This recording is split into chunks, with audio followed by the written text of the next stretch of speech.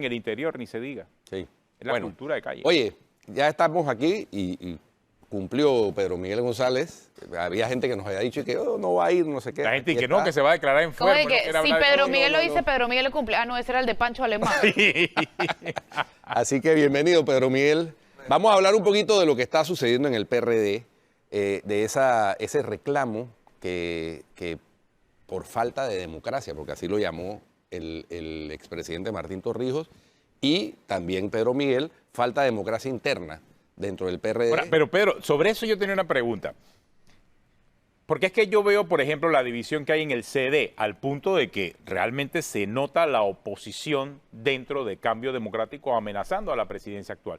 ¿Qué pasa en el PRD que hay poca gente criticando la situación interna del PRD? Porque veo a Martín Torrijos que desde el escrito y desde un video que lanzó tiene su oposición. Te veo a ti también, que eres el que más beligerante está en los medios de comunicación, criticando la situación interna del PRD. Pero, ¿quién más está inconforme por lo que está pasando dentro del PRD? ¿Por qué no hay más gente en los medios de comunicación criticando, hablando de lo que está pasando en el PRD, si es tan grave la situación como tú mismo lo estás planteando? O sea, ¿qué puede estar pasando? ¿Le tienen terror? ¿Le tienen miedo? O sea, eso está pasando en el PRD, que es un partido tan democrático como ustedes mismos dicen. O sea, ¿por qué razón no hay más gente quejándose, como pasa, por ejemplo, en Cambio Democrático o como pasa en el panameñismo, donde siempre aparecen cualquier cantidad de oposición dentro de los mismos partidos, pero en el PRD pareciera nada más que son 2 o 3 personas? ¿Qué está pasando, Pedro? Bueno, ¿viste a alguien, o viste en Cambio Democrático cuando Martín era presidente de alguna disidencia? ¿O en el panameñismo cuando lo era Varela? Es una situación... Con Varela sí. Con Varela sí vimos mucha disidencia dentro del panameñismo. Digo, el propio Blandón terminó al final ganándole al equipo de Juan Carlos Varela, ¿no? Hubo una fricción cuando vino la disputa por el liderazgo electoral entre el favorito de Varela y la propuesta de Blandón. Pero sí, es lo que tú dices, ¿no? Somos un partido en el gobierno y la gente se cuida mucho. Sobre todo porque hay muchos cuadros y dirigentes del partido que están ocupando posiciones. Para que no los voten, pues. A veces no posiciones importantes, pero sí de supervivencia. Son posiciones importantes para ellos, para sobrevivir. Claro. O sea, que han sido cooptados por el puesto de trabajo, pues. Y que si critican, los poder es votan. cosa seria, ¿no? Y que si critican, los votan. Sí. Ahora, vamos a poner a prueba que tanto respaldo tiene en la base del partido el liderazgo gubernamental y el liderazgo actual del partido el próximo 11 de junio. Nosotros confiamos en que la inmensa mayoría de los miembros del partido no se sienten identificados con lo que está ocurriendo y de que vamos a tener un resultado favorable a una propuesta alternativa a lo que ellos pretenden imponer desde el gobierno. O sea, que es la propuesta. Que es la propuesta, te refieres a la del vicepresidente que va a lanzar el domingo su candidatura. Claro, ¿y quién sería? Pues Martín Torrijos no anuncia, Cristiano Adames ya Bueno, dijo que sí. Cristiano Adames, acabo de leer en los medios del día de hoy que ayer reiteró que él va por la candidatura. Él es una alternativa. Nosotros estamos pensando en una tercera alternativa. ¿Martín Torrijos? Él pudo haber sido, no lo vemos muy activo. Últimamente no he conversado con él. He tenido en los últimos años muchas conversaciones con él. Creo que sería un extraordinario precandidato. Tendría mucho respaldo en la base del partido, sin ninguna duda. Principalmente en los estratos sociales bajos y en el interior del país. Hay un componente de la dirigencia intermedia que sintió cierto grado de frustración en su gestión y no lo respaldan, ¿no? Pero creo que él tendría muchas posibilidades. Pero nosotros tenemos otras alternativas. Nosotros vamos el 26, el pasado domingo tomamos la decisión de que el domingo 26 de febrero vamos a hacer el anuncio de nuestra propuesta. No lo puedo anticipar porque tampoco es una decisión de Pedro Miguel. Pero sí tenemos alternativas dentro del partido y esperamos convertir el día 11 de junio en una especie de referéndum. Yo recuerdo mucho cuando en el gobierno del doctor Pérez Valladares todas las encuestas serias nos decían que íbamos a perder 2-1. Pero habían algunos encuestadores cercanos al gobierno que, como hay alguna encuesta por ahí en un medio escrito que todos los meses saca una competencia entre Martinelli y el vicepresidente, que decían que nosotros ganábamos 2-1. estábamos en el gobierno, teníamos una gran organización, además era un gobierno que tenía una popularidad que duplicaba la de este gobierno. Pero la mayoría de la gente no quería la reelección. Nosotros fuimos a ese ejercicio y la oposición estaba apabullada hasta las 4 de la tarde que empezó el conteo. Nosotros vestimos al 60 o 70% de la población de azul con el sí. Los movilizamos en mi circuito. Pudimos haber movilizado alrededor del 80% de la gente. Dimos transporte, alimentación, lo llevamos al centro de votación. Y la gente votó que no. Yo pienso que el 11 de junio va a ocurrir algo similar en el PRD. Hoy Pérez Valladares entonces apoya a Gaby Carrizo. Sí, él lo apoya y él tendrá sus razones para hacerlo. Creo que las va a explicar el día domingo. El 11 de junio lo que va a haber es un referéndum dentro del PRD. Ahora, a ver qué tanto respaldo tiene este gobierno, esta dirección política, que nosotros hemos cuestionado porque se ha alejado de nuestra propuesta de transformación de la sociedad. Estos 5 años debieron servir para sentar las bases de esa transformación. Vino una pandemia, una oportunidad de oro para llegar a un nuevo pacto social, sí, convocar a la sociedad, y lo que se hizo fue convocar un diálogo insulso, sin ningún resultado. Tú dices que se va a notar ahora en la elección del 11 de junio si la gente está de acuerdo o no con el gobierno, pero ya hubo la elección interna del CEN y de alguna manera... Son dos universos distintos. Sí, pero... Son universos distintos. Pero de alguna manera se apoyó al... Claro, el universo del 15 de mayo del Congreso es el universo de 4.200 delegados y delegadas, en su gran mayoría funcionarios públicos o aspirantes a funcionarios públicos, con una pistola apuntándole a la cabeza. O sea, o votas con nosotros o pagas las consecuencias. Y aún así el resultado, fíjate que nosotros no esperábamos tener 47% de los votos de los delegados. Realmente fue sorpresivo, a pesar de la avalancha de recursos que hubo. O sea, asumo que lo del 26 de febrero... O sea, que eso te demuestra que en ese nivel de los delegados del Congreso hay un componente muy sano eso te iba a que preguntar. no apuesta por el clientelismo. Sin embargo... O sea, asumo que el 26 de febrero van a estar esas bases y esos miembros del partido que no están nombrados en el gobierno. ¿Cómo dice? Asumo que el 26 de febrero... El 26 de febrero lo que vamos a tener es una reunión. El anuncio de decir quién va a hacer. Pero van a hacer lo que no están nombrados en el gobierno, porque los que están nombrados en el gobierno son mañana. Nosotros estamos apelando. Incluso los que están nombrados en el gobierno no para que se sientan satisfechos. Pueden estar silenciosos, pueden no estar opinando. Pero ya te digo, el 11 de junio para nosotros es el referéndum dentro del PRD a ver qué tanto respaldo tiene este liderazgo alejado del torrijismo. Porque si bien es cierto que durante la dictadura el PRD siempre habló de una unidad monolítica, en la época democrática el PRD no tuvo ningún tipo de unidad monolítica. El PRD fue un partido y siempre ha sido un partido muy democrático después de la dictadura militar. Es más, donde no es un tema de disidencia, es un tema de oposición interna. Donde han aparecido siempre en las primarias no 1, 2, 3, 4, 5 buenos candidatos. Oye, esa es la diferencia. Claro. Pero no confundan una competencia democrática interna con división. Hay visiones distintas, diferentes dentro del partido. Pero Pérez Valladares ganó por la unidad del partido. Martín Torrijos ni se diga. Llegó casi al 50%. Y Nito Cortizo gana perdiendo el respaldo de los jóvenes y de los independientes, gana por la fortaleza del partido y por su unidad. O sea, nosotros sí nos hemos manifestado unidos en las 3 ocasiones. Bueno, perdimos con Balbina y perdimos con Juan Carlos Navarro por la falta de unidad. Y el escenario que se está generando dentro del partido es un retroceso a esos estadios. O sea, cuando nosotros logramos establecer en el 2018 un escenario, una mesa nivelada, para que todos compitieran, nos dio la autoridad moral como dirección política para unificar al partido en favor de quien ganó la primaria. Este fue Nito Cortizo. En esta ocasión, la dirección del partido decidió degradarse y convertirse en el comando de campaña de José Gabriel Carrizo. ¿Qué capacidad tendrán ellos después de las primarias de poder unificar? ¿Con qué autoridad? ¿Con qué jerarquía? Ahora, como lo hicimos en la pasada elección. El discurso que ya estoy viendo, y no sé si Pedro Miguel coincidirá conmigo, que ya estoy viendo elaborándose por parte de los que dirigen el partido actualmente, es que ustedes son los que van a dividir al partido y que ustedes serán los responsables de que no se repita y se rompa el paradigma de que ningún gobierno repita. Porque eso ya yo lo estoy... Fíjate que eso que tú acabas de preguntar es muy importante, porque nosotros realmente no ganamos las elecciones del 99 porque desde el gobierno se conspiró para que Martín Torrijos perdiera. Y no ganamos las elecciones del 2009 porque... No, y la privatización tampoco ayudó. Tuvimos la tormenta perfecta en esas primarias prolongadas y desangrantes entre Balbini y Juan Carlos Navarro, y le abrimos la puerta al triunfo de Ricardo Martinelli. Bueno, porque le sacaron la tabla a Entonces, Balbina. la gente interpreta, bueno, es que hubo problemas en la sucesión, tanto en el 99 como en el 2009, y ellos pretendieron resolver el problema desde el principio y dijeron, no, aquí está nuestro abanderado del 2024.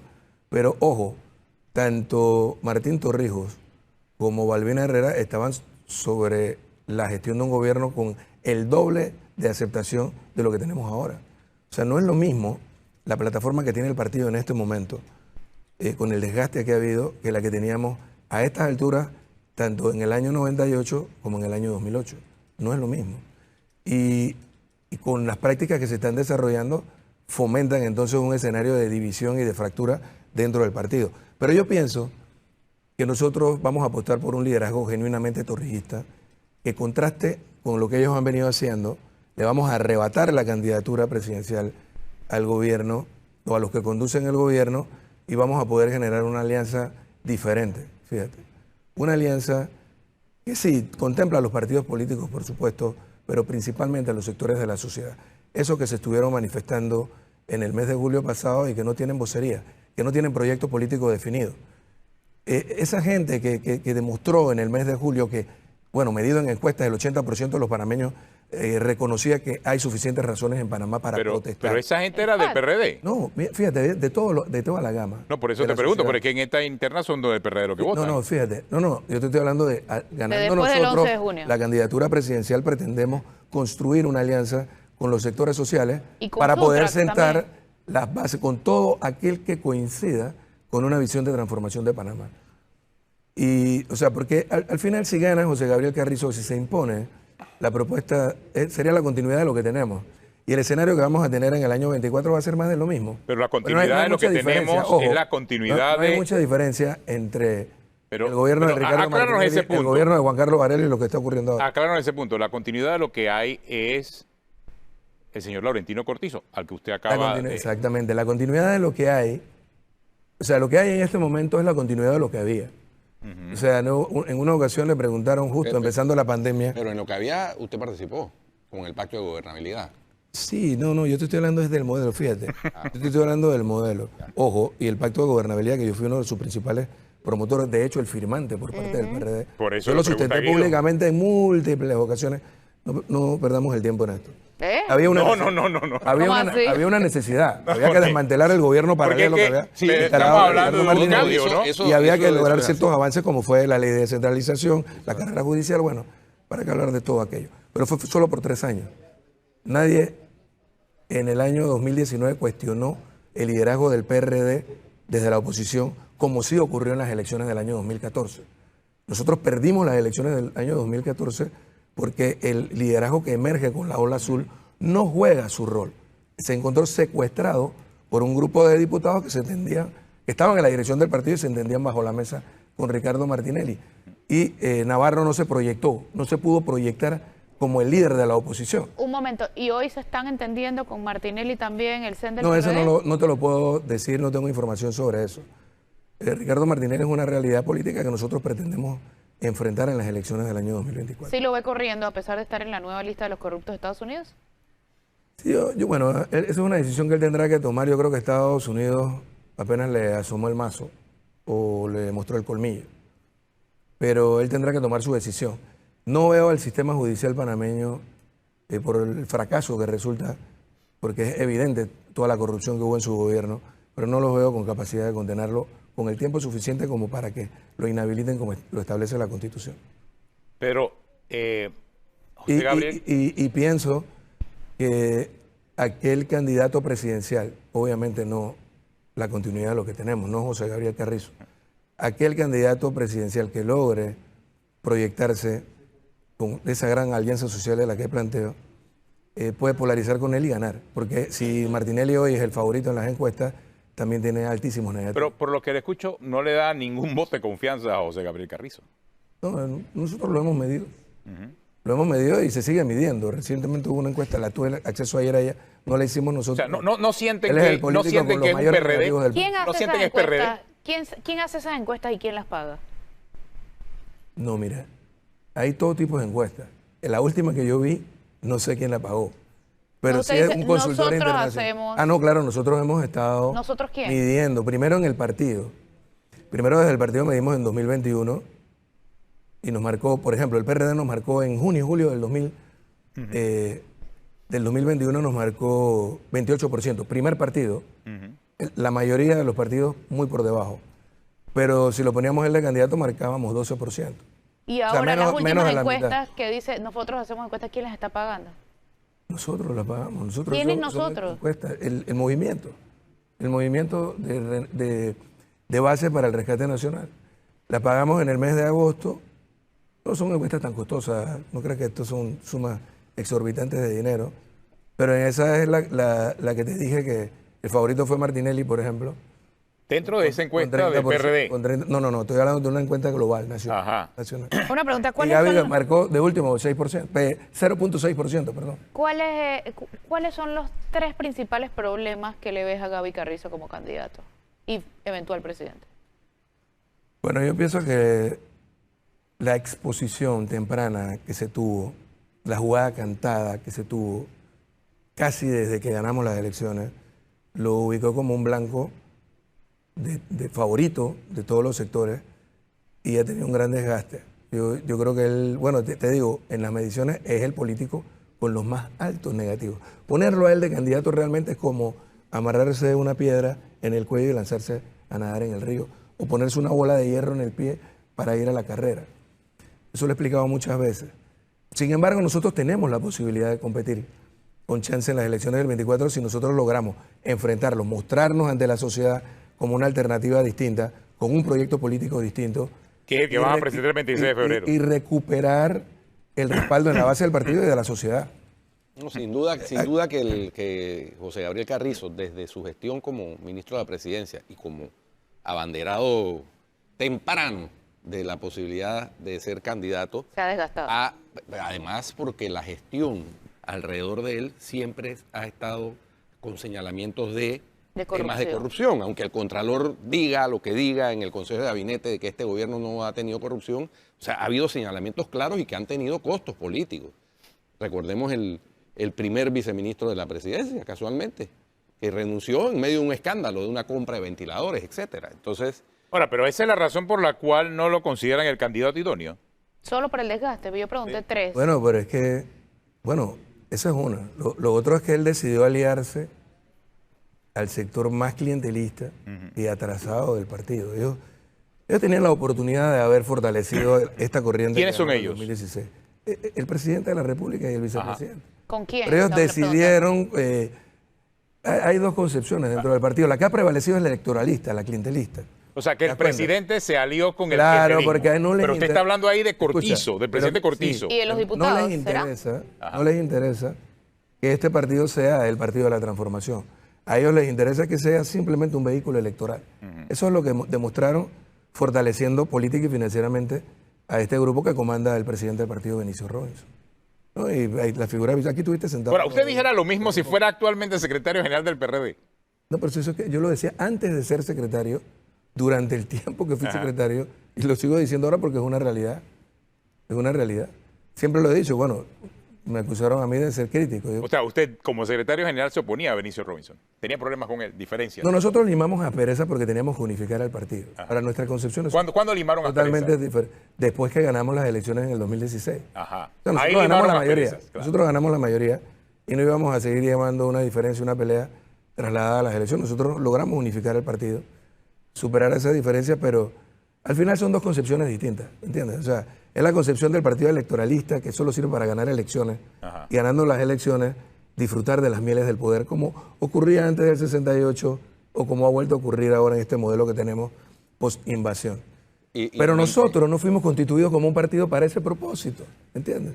Este no es un partido que fue creado para ganar elecciones y disfrutar de las mieles del poder, sino para ser el vehículo de transformación de la sociedad. Ahora, Construir una sociedad de bienestar. Todo eso suena muy bonito, pero también tú has estado en el gobierno. Durante el periodo del 68 al 89 también disfrutaron de las mieles del poder, Pedro Miguel. O sea, uno era testigo de cómo los coroneles y los mayores y los tenientes coroneles se cambiaron de modo de vida a unos niveles, parecidos a los de ahora. ¿Sabes? Me gusta tu pregunta porque en el intercambio que tuvimos hace unos días, quedaban muchas cosas en el aire, ¿no? Fíjate, tú tienes que dividir esos 21 años en dos periodos.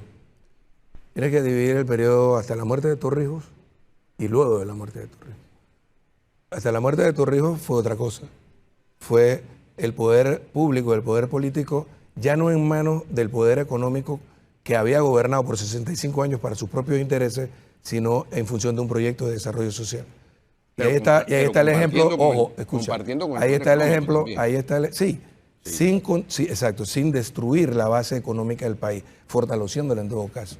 Pero bueno, hasta la muerte de Omar Torrijos fue una dictadura. Podemos hablar del tema dictatorial si me dejas desarrollar esta parte. Bien. No, pero sí cuando fue una dictadura. Torrijos muere... No, pero sí fue una dictadura. Pero escucha... que ese es el objeto y centro de la discusión que hemos tenido. Okay. Y podemos hablar de varios golpes de Estado que hubo en la historia de Panamá también, mira. Y sus consecuencias. Cuando Torrijos muere, no tiene cuentas bancarias, no tiene propiedad. Vivía en la misma calle 74 que había comprado con financiamiento de Seguro Social. La casa de Farallón era de la Guardia Nacional y la casa de Coclecito era de la comunidad. No se enriqueció con el poder. Nadie tuvo tanto poder durante tanto tiempo en la historia de la nación panameña como Omar Torrijos y no lucró del poder. Y así puedo recitarte el ejemplo, pasaría todo el programa de nombres de personas que ejercieron poder político durante la década de los 70 y no se enriquecieron. Muere Torrijos y ocurre un fenómeno distinto. Se interrumpe el proceso democratizador que debía culminar con las elecciones del 84. Los militares deciden regresar a la escena política, controlar el poder político y controlar el partido. Y bueno, una serie de errores que se fueron cometiendo derivaron en la crisis que culminó con la... ¿Errores o delitos?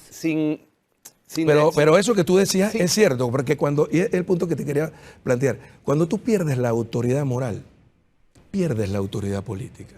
Nosotros fuimos a las elecciones del 89 arrinconados y desgastados. Se sabía que íbamos a perder.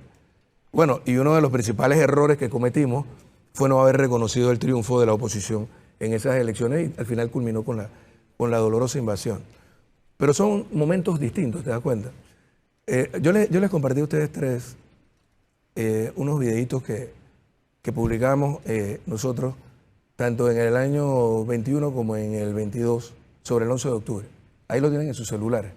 Revísenlo, porque está basado en un documento que se publicó en el año 2017. 50 años después, el Departamento de Estado liberó el informe del oficial de enlace de la Embajada de los Estados Unidos con la Guardia Nacional. Es una entrevista que él tuvo con Omar Torrijos, secretario ejecutivo de la Guardia Nacional, el 9 de octubre de 1967, pero que está fechado el informe 11 de octubre de 1967. Cuando ustedes lo lean, se van a dar cuenta que ahí Torrijos no solamente no tenía ninguna intención de dar un golpe de Estado, no existía esa conspiración, pero sí describe el escenario que vivía Panamá, muy parecido, fuera del aire lo decíamos, el escenario que vivía Panamá en 1968 es muy parecido a lo que tenemos ahora. Ahora no son viables los golpes de Estado, pero si fuesen viables, en el mes de julio pasado probablemente hubiésemos tenido un golpe de Estado, porque es que las condiciones en las que estamos viviendo ahora, como tú decías, la historia se repite en espiral, son muy similares a una clase política desprestigiada. El poder político usufructuando o apuntalando a sectores económicos en lugar de dictar políticas públicas para lograr el bienestar de la sociedad. Pedro, pero esa era la misma situación que tuvimos en diciembre de 1989 que terminó en una invasión. O sea, después de 21 años de dictadura, tampoco hubo transformación ni cambios. Bueno, vamos a un cambio. Pero es que lo vivimos. Después del cambio. Después del cambio lo demuestra. Pero lo vivimos. Estuvimos allí. La pregunta es, si no hubiera habido invasión, ¿seguiríamos en dictadura? Vamos a un cambio y hablamos del tema al regresar. La discusión.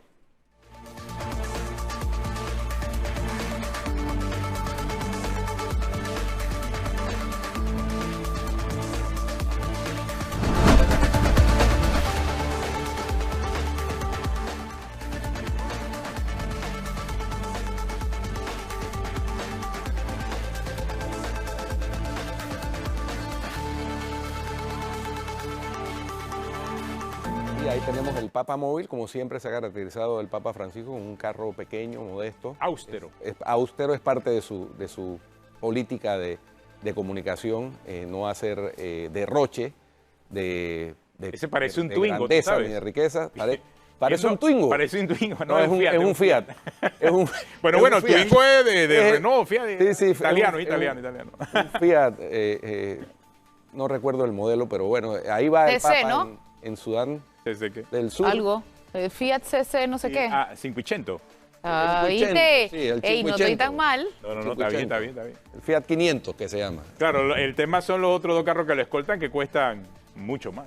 Sí, ahora, Pero bueno, es otra historia. bueno, esa es la seguridad del Papa, ¿no? Debe ser la seguridad del Papa o la seguridad de Sudán, ¿no? Bueno, una combinación. El Papa tiene su propio equipo. Bien.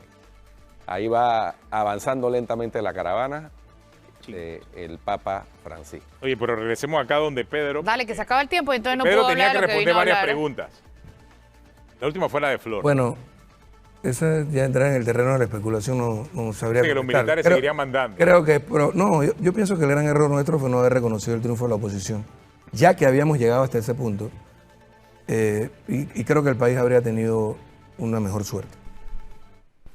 Pero bueno, lo que sí quisiera comentarte es que aquí en Panamá este no fue el último golpe, el único golpe de Estado que hubo. El primer golpe de Estado que hubo en Panamá lo dieron civiles. Acción comunal. Sí, el grupo de Acción Comunal, y ahí estaba Armodio Arias, Arnulfo Arias, Ricardo J. Alfaro, Juan Demóstenes, Arosemena y una playa de figuras que jugaron un papel protagónico en la década de los 40. Arnulfo es electo y años y tantos después es derrocado. Lo derrocaron los Estados Unidos, porque no le quería, o sea, su propio ministro de Gobierno y Justicia le dio un golpe de Estado en un viaje que hizo al extranjero. ¿Qué surgió de esa coyuntura? Bueno, no se hicieron las elecciones del 44, él decide, Ricardo Adolfo de la Guardia, prolongar su periodo a través de la convocatoria de una constituyente, y de ahí surgió la Constitución del 46. En el 68 teníamos una situación muy parecida a la que tenemos ahora. América Latina estaba gobernada por militares impuestos por Estados Unidos. Ahora, pero en su política de Pero contener en el caso avance panameño, de las fuerzas los progresistas. militares dan, y eso es historia, Pedro, los militares dan el golpe de Estado del 68 porque se sintieron amenazados, ya que su poder estaba siendo disminuido por Arnulfo Arias en ese momento. Esa es la razón histórica. Bueno, o sea, no podemos pero inventarla. Esa es la razón histórica. Mira, no seas tan después vino la argumentación que Guido aquí la trajo el otro día de la lucha de clase y todo aquello, porque fue la parte del marketing. Pero la historia es esa y no se puede cambiar. Básicamente al entonces... ¿Cuándo cambiaron? Al entonces coronel Torrijos lo trasladan de agregado militar al Caso cerrado. Caso cerrado. No, pero es que es la historia. A Torrijos, a Omar Torrijos lo traslada Arnulfo Arias como agregado militar al Salvador. No, coyuntural no, es la historia. No, es así. Es la historia, eso pasó. La historia es lo que está en el documento que te envié. Bueno, invito a que lo leas. Vamos a leerlo. Véanlo, y después hablamos de eso. Y te vas a dar cuenta de que no es así. De que sí, en lo coyuntural, en la coyuntura, con el gobierno de Arnulfo Arias, esos movimientos que se quiso hacer en la cúpula aceleran el golpe. Pero las razones están relatadas un año antes, las razones sociales y políticas y económicas, en ese documento que te expliqué. Y no es cierto que no tuvieran un programa. El programa estaba descrito en ese documento un año antes. Míralo para que veas. Ahora, Pedro Miguel, de hecho... Pero déjame terminar porque estaba explicándole cómo surgió la Constitución del 46. ¿Quién gesta el golpe? O sea, no es ni siquiera Torrijos. El golpe de Estado del 68 rompe el orden constitucional de la Constitución del 46, que muchos juristas declaran la mejor constitución que hemos tenido en la historia. Bueno, esa surgió de un golpe de Estado, del golpe de Estado que le dieron a Arnulfo Arias en diciembre los gringos para que Panamá se pudiera incorporar o declararle la guerra al eje y convirtiera a Panamá en una base militar, un territorio militar. No olvidemos que Arnulfo Arias gana en el 68 con mayoría de la población. O sea que la mayoría de la gente estaba de acuerdo con lo que prometió Arnulfo Arias. Al punto al que quiero llegar es que el golpe del 68 entonces abre las puertas a un proceso de democracia participativa. Fíjate que no es lo mismo la democracia representativa, que es la que teníamos hasta el 68, que la democracia participativa que se instala con la Constitución de 1972.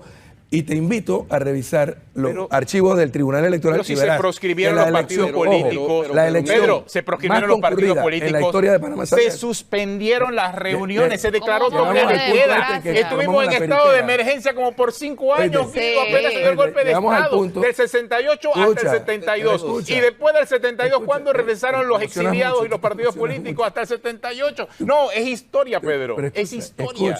Es que lo demás es retórica, es historia. Que no puedes llamar democracia participativa al populismo dictatorial. Hablen ustedes. Eso fue populismo dictatorial. Hablen ustedes, que no me dejan hablar. Ellos están No. Para que después no digan que soy yo la que no lo deja hablar. Mira, las elecciones de 1972, debes buscar los archivos y puedes confirmarlo con los magistrados del Tribunal Electoral, son las elecciones más concurridas de la historia de la República de Panamá. Votó casi el 90% de la población, sin partidos políticos, porque la gente estaba votando por la participación de los sectores que habían estado marginados por casi 70 años del ejercicio del poder político. Pero y es lo que yo les decía desde mi casa el otro día a ustedes. Pero no era democracia. Pero dices que Omar Torrijos era dictador, entonces. No, o sea, Torrijos nunca negó su condición, nunca la negó. Yo no vengo aquí a este programa a negarlo. Eso es un hecho histórico. Lo que te estoy diciendo es que son procesos que se desarrollan en un momento bajo circunstancias históricas que te pueden, en un momento determinado, generar una acumulación positiva para la sociedad. Hoy tenemos mayor participación de todos los sectores de la sociedad en la política. El tema no es tu origen ahora, sino para quién tú trabajas. Entonces, el modelo en el que hemos derivado es muy parecido a lo que teníamos antes del 68. Sí, yo les decía a ustedes el otro día, hasta el 68 los que llegaban a la Asamblea Nacional eran o los hijos de la oligarquía o los empleados de la oligarquía y del poder transnacional, con contadísimas excepciones. Yo no voy a mencionar nombres porque fueron varias excepciones. Pero ese argumento vino después. Bueno, que eso es lo que escucha, pero ahora, si tú ves, desde 1984 para acá, que tenemos esta asamblea, primero legislativa, ahora nacional, tú ves cómo se fue realmente popularizando el ejercicio de ese poder. Ahora, el fondo del asunto no es el origen. Si tú vienes, por ejemplo, Benicio Robinson o cualquiera de los otros chicos que están con él, provienen de los extractos populares. Pero ¿para quién trabajan? ¿Para quién terminamos trabajando los políticos en Panamá? No para la población, que es lo que debería ser. Hasta el presidente de la República. Para los intereses creados. Para los donantes. ¿Te das cuenta? Para aquellos con los que nos comprometimos en campaña. Sí, sí. Entonces, de eso se trata la discusión. De cómo nosotros podemos avanzar hacia un Estado superior con un sistema de democracia más participativa. Por ejemplo, fortalecer el proceso de descentralización de la gestión gubernamental y también la participación ciudadana. Esto es algo que está en el tapete. Pero sí hubo dictadura, Pedro. Sí, no, sin duda. Oye, Torrijos nunca negó. El 277. Soy un dictador. El Mira lo que dijo Torrijos, yo soy un dictador. Oye, confeso ni los reyes tenían tantas facultades. Confeso y converso. Bueno, está bien. Porque al final... Esa parte sí te la acepto. Porque sí hay que reconocer... Por eso se creó el PRD. Claro, porque sí hay que reconocer que con la creación del PRD, Torrijos sí... Por eso que estamos hablando de tiempo. Fíjate. Con la creación del PRD, en un país en el que Torrijos se convierte. Sí, no, se convierte. Escucha, en un país en el que nadie renuncia al poder, en un país... El mayor gesto de desprendimiento lo tuvo él después de la firma de los tratados Torrijos-Carter, con la reforma del 78 que anuló aquel artículo que tú reclamabas en el pasado programa, y que además abrió la constitución de partidos políticos y trazó un calendario democratizador que debía culminar en el 84. Su muerte interrumpió ese proceso y vino la crisis que derivó en la invasión. Nos tenemos que ir, pero yo quiero solamente una respuesta de sí o no. ¿El PRD debe pedir perdón por la dictadura o no? El PRD surgió mucho después del golpe de Estado del 68. Surge como parte de una acumulación. No, yo hablo de la dictadura hasta el 89. ¿De cómo está? Yo hablo de la dictadura completa. ¿Debería pedir el PRD perdón por la dictadura? Que nosotros sí debemos hacer un mea culpa por no haber jugado el papel que debimos haber jugado en algún momento. Fíjate, este tema también es histórico. ¿Qué habría pasado en Panamá si Aristides Royo se hubiese negado a la presión de los militares para que retomaran el control político? Bueno. ¿O qué hubiese pasado si la entonces dirección del PRD en el año 82 no hubiese cedido al poder militar? Tenemos que invitar a otro programa. No, pero el último aspecto que ha planteado Pedro buena parte de lo que estamos haciendo nosotros, ojo, porque esto tiene mucha vigencia en el PRD. Totalmente. Porque lo que nosotros hicimos en el Congreso, del 15 de mayo, enfrentando al poder político, y lo que vamos a hacer el 11 de junio, tiene mucho que ver con lo que dejamos hacer en la década de los 80. Debieron hablar cuando debieron hablar. Nos fuimos sin despedida porque se nos acabó el tiempo hace rato. Chao. Hasta el lunes. Chao.